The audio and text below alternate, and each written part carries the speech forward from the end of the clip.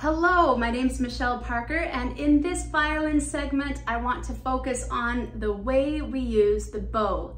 Now, a lot of students, when they come in, they are under the understanding that the bow should be very parallel. The horsehair should be very parallel to the strings as we pull it straight. Now, the problem is, if we do that, you are going to run into the bounce spot of the bow. I don't know if you can hear that. I use so much pressure as a player, and I've learned how to control that, but there is a bounce spot right there where it gets a little skittish, okay? And if you're a beginner player, you're really gonna feel that bounce spot. And so I tell my students, and it's so wild, it's so wild that they almost don't want to believe me, but if you'll put your violin bow down on the strings with really good form, then I want you to roll the stick away from you and pretend that you are playing on the very last horsehair of the bow. So that looks a little wild now, doesn't it? If I'm a violin player, all of a sudden my stick went from here to there, and I'm pretending I'm playing on the last horsehair,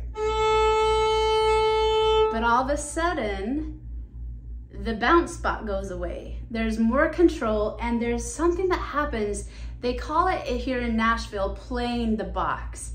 By rolling the stick on the side and gaining control, it actually allows the violin to maximize its resonance, so the tone gets thicker and boomier.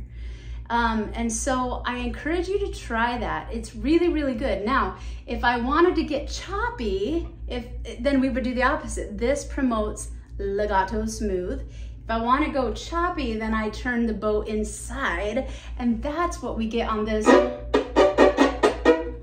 That's how I get that choppiness, and it's through turning it on the inside. And so we want to be able to be very agile with the bow, and that's going to require really good form. And so if you haven't watched the form video where I touch on the importance of the thumb, that is king. You're gonna have to really work on that. And so go touch back on that video.